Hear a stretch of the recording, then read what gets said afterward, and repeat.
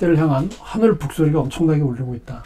그러니까 이 북소리를 듣는 사람들이 결국 다시 모일 수밖에 없겠죠. 그렇죠? 그 모여서 할 게 그럼 뭐냐? 정치개혁이라는 거죠. 어쨌든 윤석열 대통령이 지금 가장 부족한 게 뭐냐면 뭐 국정이니 뭐 인사 뭐 약체 정부니 이런 거 다 좋은데 더 중요한 건 윤석열 대통령이 지금 자기가 어떤 위치에 있는 모르는 거야. 그러니까 지금 내가 대통령이 됐어? 그러면 전임 문재인 정권과 어떻게 차별화를 시킬 거냐. 내가 어떻게 해서 대통령이 됐고 윤석열 정부가 어떻게 태어났고 윤석열 정부는 무엇을 지향하고 이런 역사적 정당성을 가지고 있다.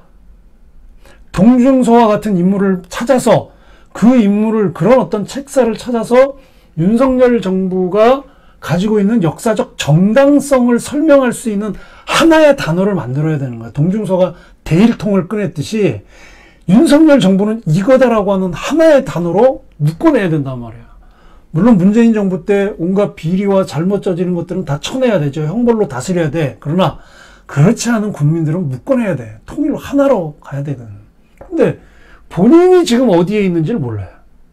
대통령은 됐는데 뭐 어디에 있는지 몰라. 결국 이게 왜 어디에 있는지 모른다는 얘기는 윤석열 대통령이 지금 역사의식이 없다는 거예요. 지금 이 대한민국에 흘러가는 과정 속에서 지금의 2020년에 이 새로운 정부가 들어선 의미를 어디서 어떻게 찾고 이걸 어떻게 국민들에게 하나의 단어로 이야기를 해서 국민들의 마음을 확 끌어모을 거냐. 누가 얘기를 하겠어. 국민의힘에 아무도 없어요. 서로 쌈질만 하고 있지. 그리고 윤석열 대통령이 뽑는 인사를 보면 서울대 아니면 검찰이야. 서울대 아니면 검찰. 이렇게 좁은 인맥, 그렇게 좁은 인사를 해서 어떻게 인재가 등용되겠어? 한무제가 왕에 들어오고 나서 제일 먼저 한 게 뭐예요? 전국의 현량들하고 이 선비들을 모아가지고 앞으로 그걸 어떻게 다스리면 좋겠냐라고 하는 집담회를 했잖아. 들어야지. 얘기를 많이 들어야지. 지금의 상황을 역사적으로 분석해서 대안을 이야기해 줄 수 있는 적어도 역사 철학, 자기의 정치적 기반과 윤석열 정부의 정치 철학을 만들어 줄 적어도 책사들을 옆에 둬야지.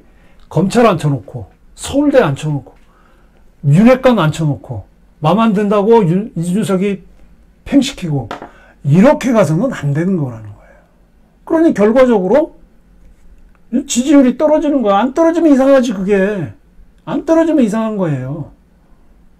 그러니까 본인이 지금 이 대한민국 역사 속에서 자기가 어떤 위치에 서 있는지를 못 보는 거야. 즉 역사적인 어떤 관점에서 윤석열 정부를 자기가 대통령으로서 못 풀어내는 거야. 이걸 논리로 못 풀어내는 거야. 철학으로 못 풀어내는 거야. 그럼 자기가 못 풀면 풀어낼 수 있는 사람들을 모아야지. 그리고 나서 이제 국정운영 아젠다나 이런 것들은 이제 관료나 국회의원들한테 맡기면 되는 거예요. 가장 중요한 건 정치 철학과 역사의식이야. 그 기반에서 윤석열 정부가 이전 정부와 다른 게 무엇인지를 본인이 설명을 해야 되는 거예요. 자기의 논리로. 도어 스태핑이 중요한 게 아니라니까. 도어 스태핑 맨날 하면 뭐예요?